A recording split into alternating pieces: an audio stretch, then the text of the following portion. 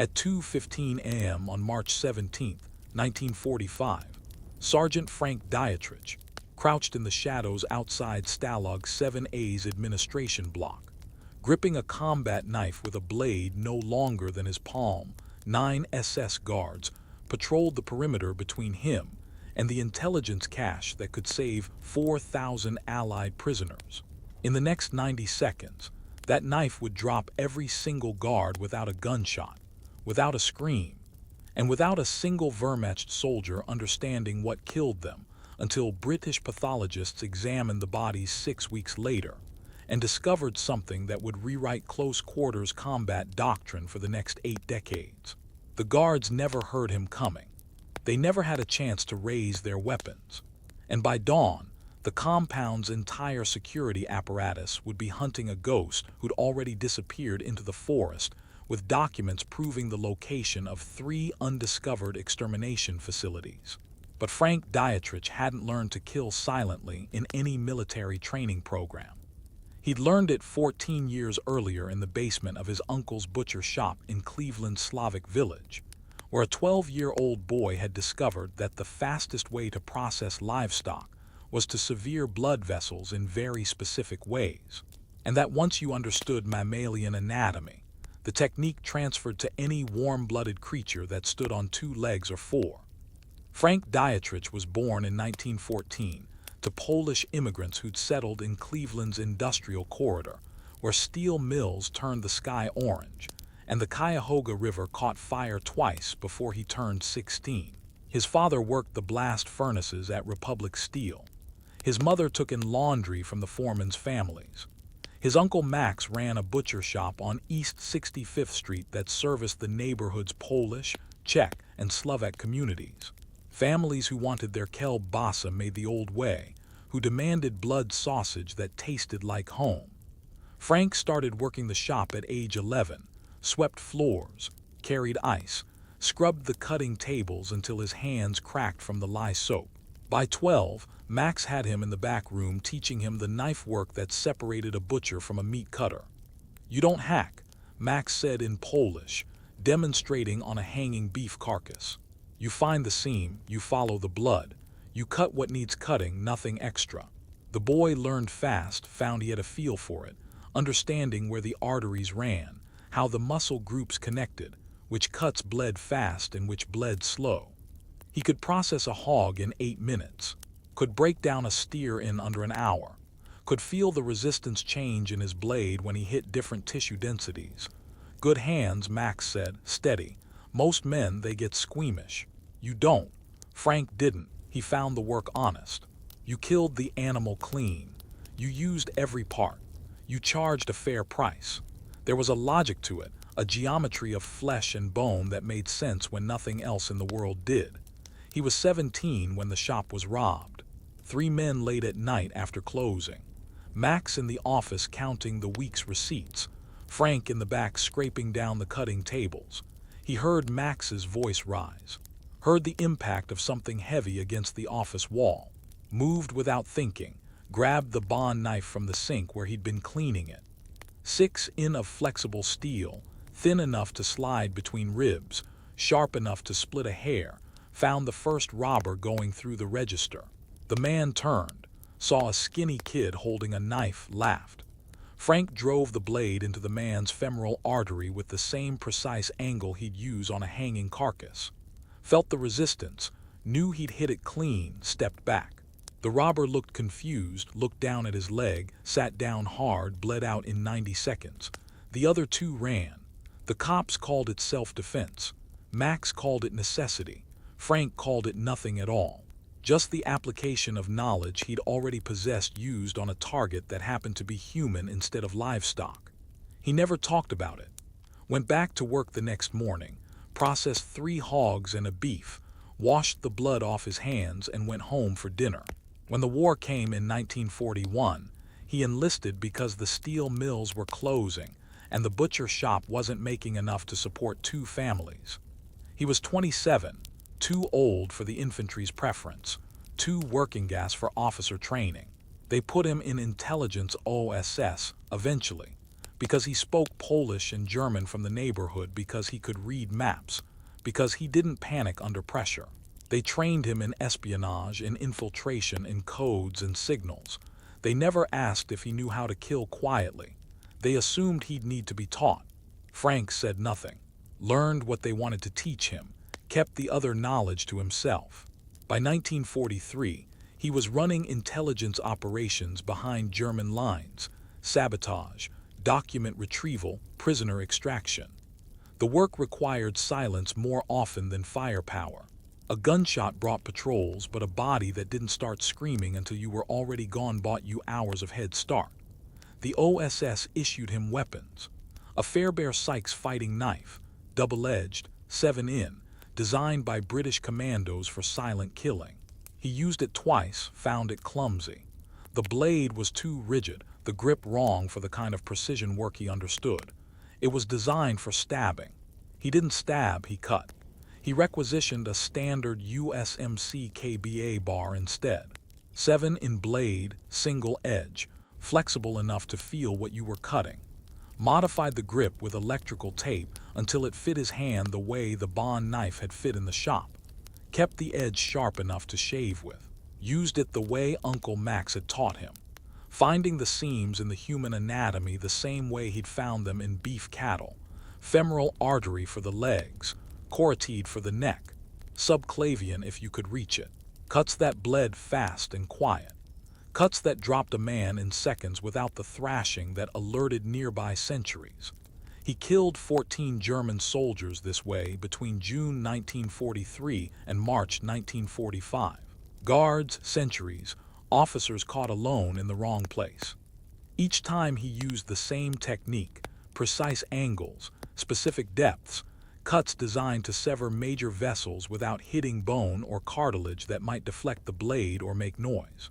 Each time the bodies were found hours later by Wehrmacht patrols, who couldn't understand how a man could bleed to death so quickly from wounds that didn't look severe. Narrow incisions, minimal surface damage, but catastrophic internal bleeding that killed in under 2 minutes. German intelligence issued reports. Allied operatives using advanced surgical techniques. Speculation about specialized medical training. Analysis of wound patterns. They never considered that the technique came from a butcher shop in Cleveland, that the man killing their soldiers had learned the anatomy on pigs and cattle before he'd ever applied it to humans. Frank read the reports through captured documents, said nothing, kept working. But by early 1945, the OSS wanted something more than corpses in the woods. They wanted intelligence from inside Stalag 7A. A P camp near Musaburg that held 4,000 Allied prisoners, and according to intercepted transmissions, contained documentation about 3 extermination facilities. The SS hadn't destroyed yet. Locations, operational details, evidence.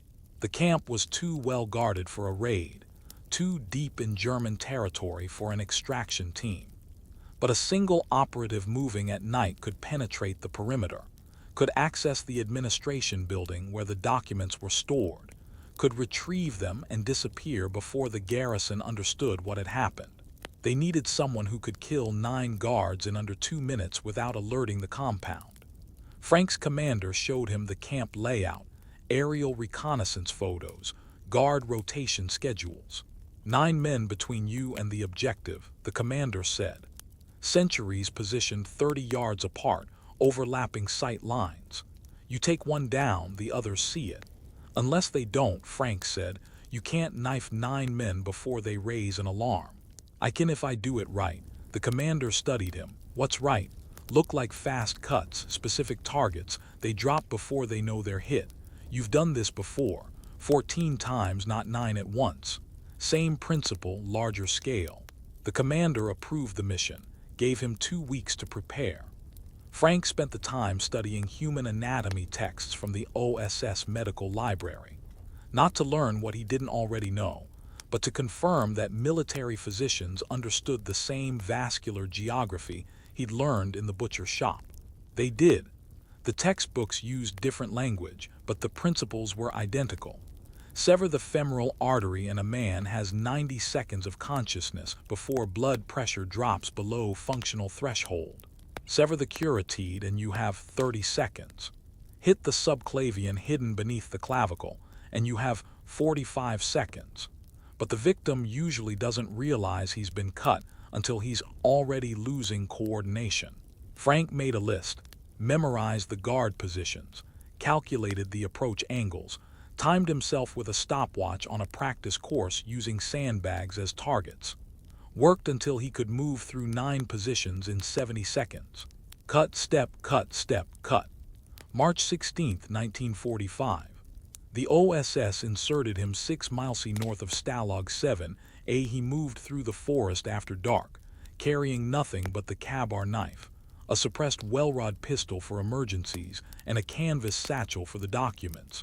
He reached the perimeter at 1:45 a.m., settled into the treeing, watched the guard rotation for 30 minutes, confirmed the patterns matched the reconnaissance reports. 9 guards, 3 on the western fence line, 2 at the administration building entrance, 4 patrolling the interior compound. Search lights swept the perimeter every 40 seconds. Guard positions overlapped. If one fell, the others would see it within 10 seconds, unless they all fell within the same 10 seconds. Frank waited until the searchlight passed. Moved. Climax begins. 30,000 word mark. The first guard stood 20 feet inside the fence line, rifle slung over his shoulder, smoking a cigarette. Frank approached from behind, angling right to avoid the man's peripheral vision. Closed the distance in 4 seconds. The guard turned his head at the last moment. Some animal instinct, sensing movement. Too late. Frank's left hand clamped over the guard's mouth. The K-bar came up in his right hand. Blade angled 30 degrees from horizontal and drove into the subclavian artery beneath the man's clavicle. Felt the resistance change as steel parted tissue. Felt the warmth against his knuckles as pressure released. The guard's body went rigid. Frank held him upright for 3 seconds while the blood pressure dropped, then lowered him silently to the ground. The cigarette was still lit. He crushed it under his boot. 7 seconds elapsed. The second guard, 15 ids east, hadn't noticed. Frank moved low, fast, using the shadows cast by the searchlight tower. The second guard was younger, nervous, shifting his weight from foot to foot. Frank came from his right side this time. The man was left-handed, rifle positioned wrong for a quick response. The C-bar went into the femoral artery, severing it completely in a single draw cut that started at the inner thigh and pulled toward the hip. Massive hemorrhage. The guard opened his mouth to scream. Frank's hand was already there, crushing the windpipe before sound emerged. Felt the man's legs collapse, lowered him, moved. 14 seconds. The third guard on the fence line stood near a storage shed, sheltered from the wind. Frank approached from the shed's far side, using the structure to mask his movement. This one required different geometry. The guard was facing partly toward him, impossible to approach from behind without being seen. Frank picked up a stone, threw it 10 ft to the guard's left. The man's head snapped toward the sound. Muscle memory training. Exactly what Frank wanted. The moment the guard's eyes tracked the sound, Frank closed the distance. Came from the right. The C-bar entered below the ear, angled down and forward, severing the carotid artery and jugular vein simultaneously. Catastrophic blood loss. The guard's hands came up fumbling, already losing coordination. Frank caught him under the arms, guided him down. 22 seconds. The searchlight was sweeping back. Frank pressed flat against the storage shed, counting the seconds. The light passed. He moved toward the administration building. 2 guards at the entrance, 30 ft apart, facing outward, more alert than the perimeter sentries. Both carried MP-40 submachine guns at low ready. Both had clear sight lines of each other. Frank couldn't take them sequentially. If one went down, the other would see it. He needed them both incapacitated within 2 seconds of each other, waited in the shadows, calculating angles. The searchlight was 40 seconds from its next pass. The guards weren't talking. Professional, dangerous. Frank's hand closed on the hilt of the K-bar, felt the electrical tape under his palm. Uncle Max's voice in his head, "Find the seam, follow the blood." He moved from the shadows at a dead sprint. No stealth, pure speed. The distance closed in 3 seconds, faster than human reaction time when the target isn't expecting frontal assault. The first guard's eyes widened, started to bring the MP40 up.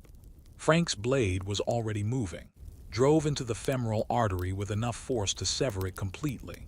Felt the edge scrape bone, ripped the knife free, and pivoted. The second guard was turning, beginning to shout. Frank covered the 6 FT between them before the sound fully formed. The C-bar came up in an underhand arc, entering beneath the sternum and angling upward, searching for the descending aorta. Found it. The guard's shout cut off mid-syllable, blood pressure dropping too fast to sustain consciousness. Both guards collapsed within 3 seconds of each other. Frank caught the second man's MP40 before it hit the ground. The clatter would bring the interior patrol. 38 seconds, 4 guards left. Interior compound, mobile, unpredictable. Frank pulled the administration building door open, stepped inside. The corridor was dark, lit only by a single bulb at the far end. He moved toward it, knife ready, blood still wet on the blade. Voices ahead. German. 2 men talking. Casual conversation about leave schedules and beer rations. The guards were in the main office 20 FT from the document storage room. Frank couldn't avoid them. The only route to the target went through their position. He assessed options, counted heartbeats. The searchlight would complete its cycle in 32 seconds. When it swept the entrance and found the dead guards, the alarm would sound. He needed the documents and clear distance before that happened. No time for subtlety. Frank stepped into the office doorway. 2 guards, both seated, both with their rifles leaning against the desk, both looked up, recognized he was an SS, started to rise. Frank threw the call bar. He'd never practiced knife throwing. Butchers don't throw their tools. It damages the edge, warps the balance. But distance was 12 FT and the target was center mass. And he didn't need precision, just disruption. The blade tumbled once and buried itself in the first guard's chest. Not a kill shot, but shocking enough to freeze the man's partner for the 2 seconds Frank needed to cross the room. His hands found the second guard's throat, drove thumbs into the windpipe, felt cartilage collapse. The man thrashed, hands clawing at Frank's wrists. Frank held pressure until the thrashing stopped, then pulled the C-bar from the first guard's chest and opened the femoral artery with a single practiced cut. 51 seconds, 2 guards remaining somewhere in the compound. Frank moved to the storage room. The door was locked. He kicked it open. Stealth was finished. Speed was everything now. The room contained filing cabinets, dozens of them. He pulled the nearest drawer. Personnel files. Wrong section, tried another. Supply manifests, wrong again. The documents he needed would be classified separately. Hidden. He scanned the room. Saw a steel safe in the corner, half concealed by a tarp. Combination lock. No time to crack it. Frank grabbed a fire axe from the emergency station in the hallway. Returned to the safe, swung the axe into the lock mechanism with enough force to dent the steel. Second swing. Third, the lock housing cracked. Fourth swing tore it completely free. The door swung open. Inside, document folders marked with SS insignia, camp transfer records, prisoner transport schedules, and beneath them, 3 manila envelopes stamped with red classification markings. Frank grabbed them, shoved them into the satchel, footsteps in the corridor, running. The remaining 2 guards responding to the axe impacts. Frank turned as they entered. Both had their rifles up. Both fired. The rounds went high. Rushed shots, poor light, targets moving. Frank dropped low, rolled behind the filing cabinets, came up with the well-loaded pistol, suppressed barrel tracking. The first guard fired twice. Center mass. The guard went down. The second guard was smarter, ducked back into the corridor, shouted for reinforcements. Frank had perhaps 30 seconds before the garrison arrived. He moved to the window, kicked it open, dropped 12 feet to the ground outside and started running. Behind him, the compound alarm began to wail. Search lights swept the ground. He heard dogs barking, guards shouting, the sound of vehicles starting. The perimeter was sealed, every exit covered. Frank ran towards the eastern fence line, opposite direction from his insertion point, away from the obvious escape route. Found the section where the fence met the tree line, climbed, felt the barbed wire tear through his jacket. His skin dropped on the far side and kept moving. 73 seconds from document retrieval to perimeter breach. 9 guards dead, 0 shots fired until the final encounter, and the SS had documentation of 3 extermination camps now in Allied hands. Frank disappeared into the forest as the camp's garrison mobilized behind him. He moved north for 2 hours, then doubled back south, then west. Classic evasion pattern. Reached the extraction point at dawn. The OSS team was waiting. "You get them?" the team lead asked. Frank handed over the satchel. Said nothing about the 9 bodies he'd left behind. The documents reached Allied intelligence within 48 hours. Confirmed the locations of 3 facilities the SS had tried to conceal. Processing centers where they'd been destroying evidence before the advancing Soviet forces could document the operations. British forces reached the sites within a week, found the gas chambers, found the crematoriums, found the mass graves. The evidence made it to Nuremberg, helped convict 12 SS officers who'd sworn the facilities didn't exist. Frank Dietrich's name never appeared in any report. Aftermath begins 3,500-word mark. The OSS filed the Stalag 7A operation as a successful intelligence retrieval conducted by an unnamed operative. Frank's commander recommended him for the Silver Star. The recommendation was denied. OSS operations were classified, and medals required public documentation of actions that couldn't be made public. Instead, Frank received a promotion to lieutenant and a reassignment to training operations. The war ended 3 months later. The OSS dissolved. Frank returned to Cleveland in September 1945 with an honorable discharge, 37 months of combat pay, and no desire to discuss what he'd done in Europe. His father had died while he was overseas. His mother had moved in with his sister's family in Parma. Uncle Max was still running the butcher shop, but the neighborhood had changed. Younger families moving out to the suburbs, the old Polish community dispersing, the steel mills starting their long decline. Frank asked for his job back. Max gave it to him without hesitation, welcomed him back to the cutting tables and the walk-in freezer and the smell of fresh sawdust on the floor. The work was the same. The knife techniques were the same, but Frank's hands had changed. Or perhaps the work had changed.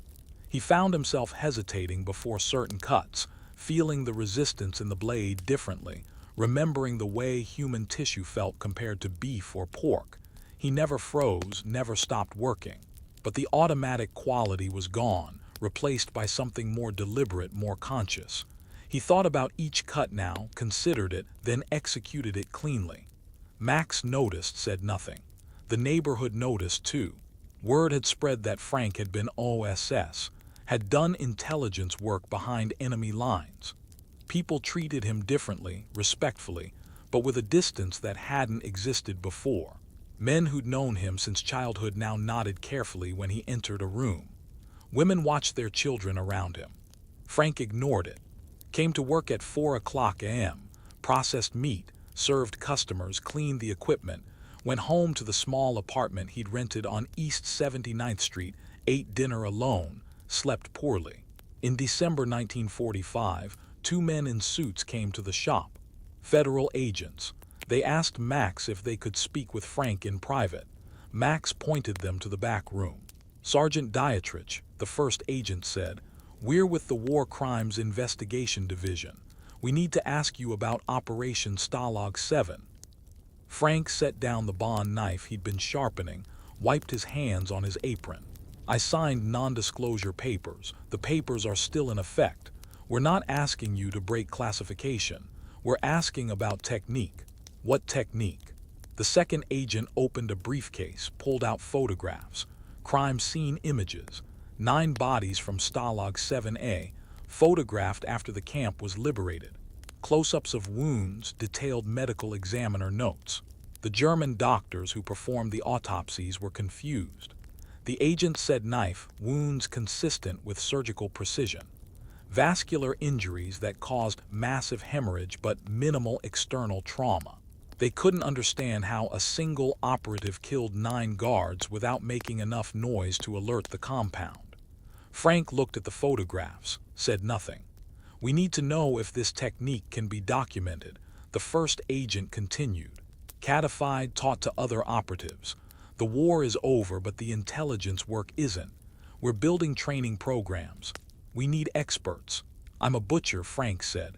"You're a specialist in human anatomy with combat experience. The military needs that expertise. For what? For the next war. The one we're already fighting in the shadows." Frank closed the briefcase, handed it back. "I don't teach that." "Why not?"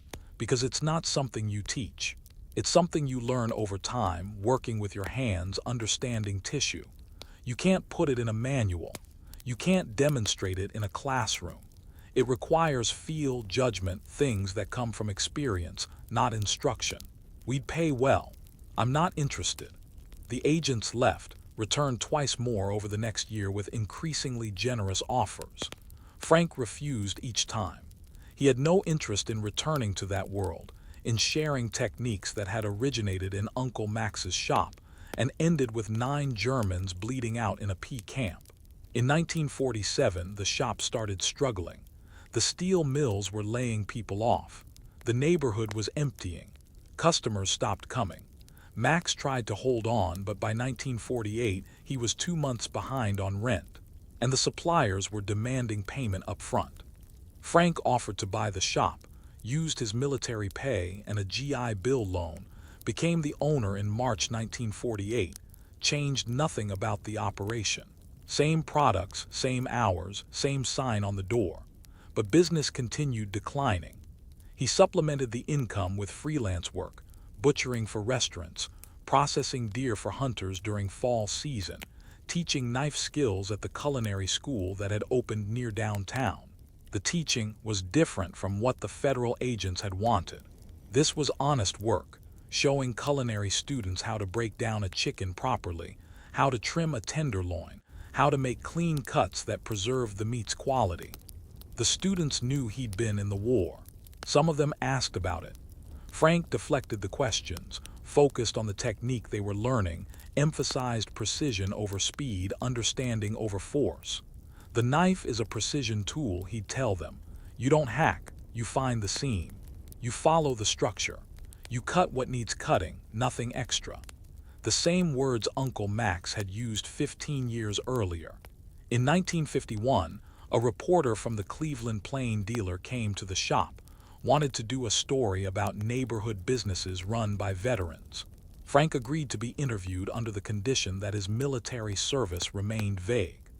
The article ran in June, described Frank as a quiet man who learned his trade from his uncle and served his country with distinction, made no mention of OSS operations, made no mention of anything beyond honorable service. 3 days after the article published, Frank received a phone call.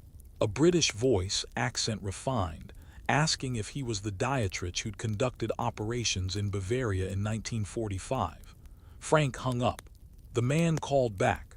Frank disconnected the line entirely. A letter arrived 2 weeks later. British intelligence.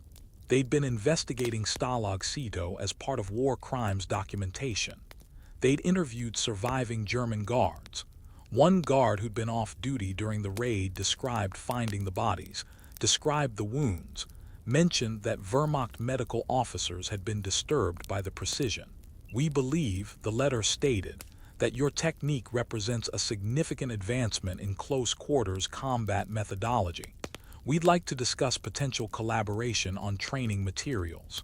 Frank burned the letter, never responded. In 1952, he married a Polish girl from the neighborhood, Helena Kowalik. Her father owned the hardware store on Fleet Avenue. She worked as a secretary at Republic Steel's administrative offices. They met at church. She knew about his military service. The neighborhood talked, but she never asked for details he didn't offer. They bought a house in Garfield Heights. Frank continued running the shop. Helena kept working. They had a daughter in 1954, named her Marie after Frank's mother. The shop closed in 1958. The neighborhood had changed too much. The customer base had dispersed too far. The supermarkets were offering pre-cut meat at prices Frank couldn't match. He sold the building and the equipment. Took a job as a meat cutter at one of those same supermarkets. Steady pay, benefits, no ownership headaches. He worked there for 22 years, became the senior cutter, trained new employees, maintained his precision, never discussed his background unless directly asked, and then only in the vaguest terms. Customers occasionally recognized his name from the 1951 newspaper article, asked about his military service. Frank smiled politely and changed the subject. In 1963, a military historian from Case Western Reserve University contacted him researching OSS operations in Bavaria. Had Frank's name from declassified documents, wanted to interview him about Operation Stalag 7. Frank agreed to meet, answered questions factually but without detail, confirmed dates, locations, objectives, declined to discuss methodology.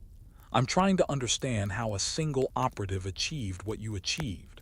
The historian said 9 guards eliminated without alerting the compound.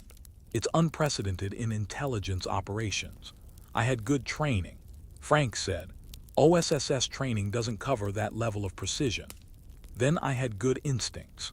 The historian published his book in 1967, devoted 3 pages to Operation Stalag 7, called it one of the most successful infiltration operations of the war, but noted that specific tactical details remain classified. Frank's name appeared once in a footnote.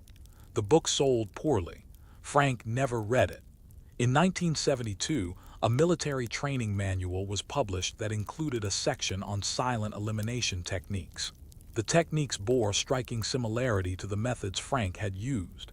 Emphasis on vascular targets, specific angles of approach, timing based on human physiology. The manual credited field observations from multiple operations, but provided no attribution to specific operatives. Frank learned about the manual when a former OSS colleague called him. "They're teaching your technique." The colleague said, "Every special operations soldier learns it now. It's standard doctrine." "Good," Frank said. "Maybe they'll use it to save lives instead of taking them. You could claim credit, get recognition. I don't want recognition. I wanted the war to end." It did. He hung up, never mentioned the conversation to Helena. Frank retired from the supermarket in 1980, spent his retirement years working in his garden, playing with his grandchildren, attending church. He avoided veteran organizations, declined invitations to speak at military events, made no effort to connect with former OSS personnel. In 1989, the Berlin Wall fell. In 1991, the Soviet Union collapsed. Frank watched the news with quiet satisfaction. The Cold War had ended without the apocalypse everyone had feared. The shadows he'd operated in 40 years earlier had finally retreated. That same year, a documentary film crew from PBS contacted him. They were producing a series on OSS operations. They'd interviewed dozens of veterans. Frank's name kept appearing in declassified documents. Frank declined to participate, wrote a letter explaining that his contribution had been minor, that other men had done more, that he had nothing valuable to add to the historical record.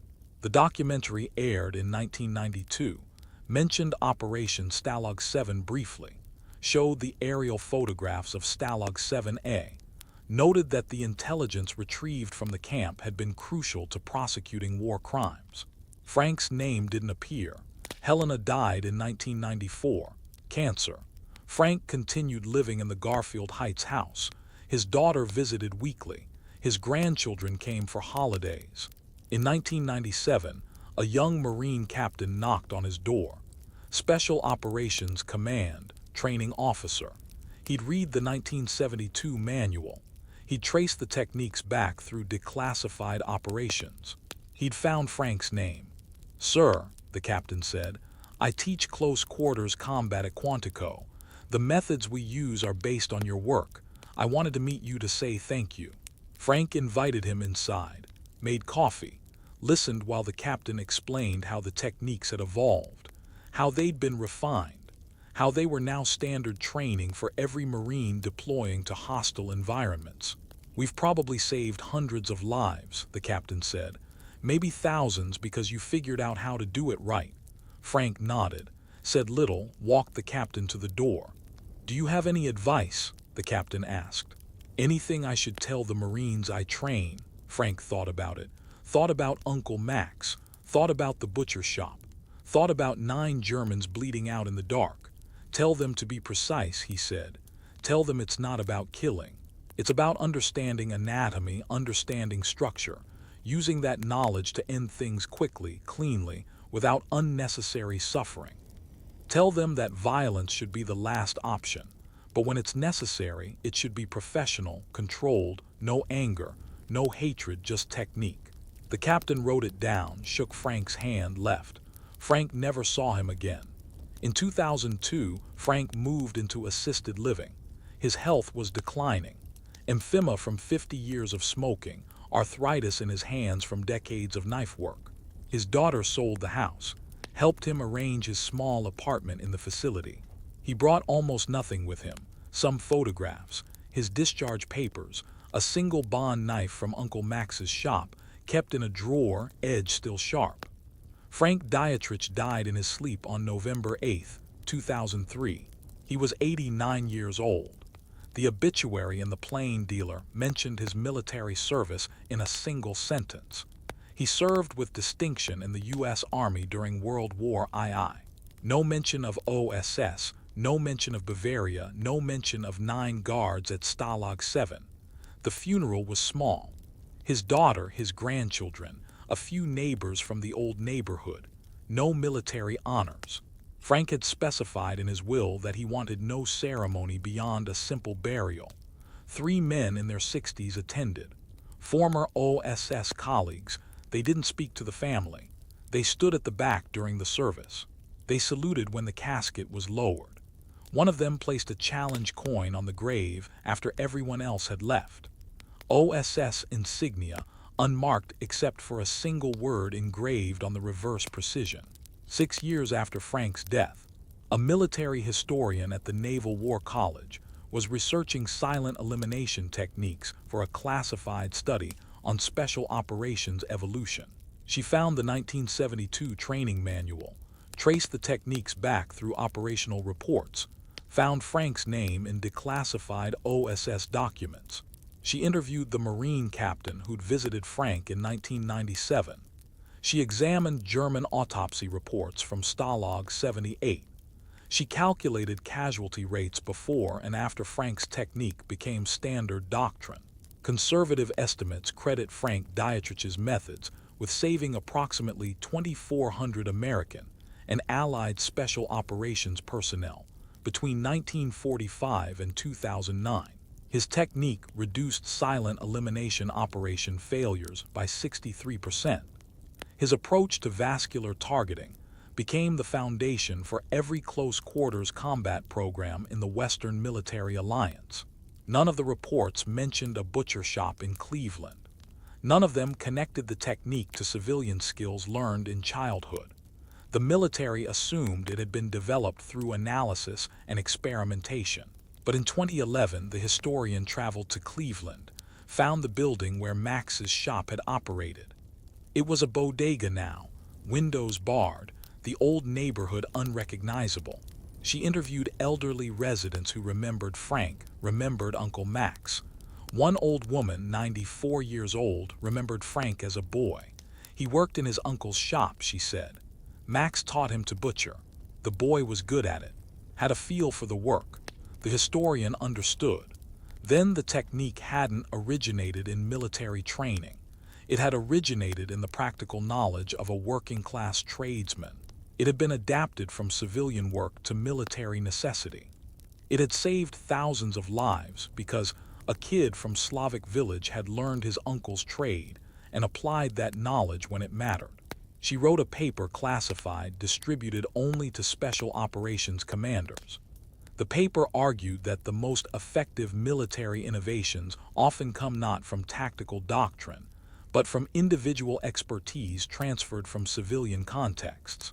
That the military should look for personnel with specialized hands-on skills, mechanics, craftsmen, technicians, and find ways to adapt that knowledge to operational requirements. The paper changed nothing about doctrine, but it changed how some commanders viewed recruitment. Started them asking different questions, looking for different backgrounds. Frank Dietrich's grave in Holy Cross Cemetery has no special marker. Standard military headstone name, rank, dates of service. Nothing about OSS, nothing about Stalag 7, nothing about the technique that became standard doctrine. But on November 8th every year, someone places fresh flowers on the grave. Different people each year, never the same person twice. All of them special operations veterans. All of them trained in the techniques Frank developed. None of them knew him personally, but they understand what he did. Understand how it changed their profession. Understand that their survival and the survival of men they trained traces back to a butcher from Cleveland who understood anatomy better than any tactical manual could teach. That's how innovation actually happens in war. Not through committees or research programs. Not through engineering analysis or doctrinal review. Through individuals who possess specialized knowledge and find ways to apply it when circumstances demand solutions that existing systems can't provide.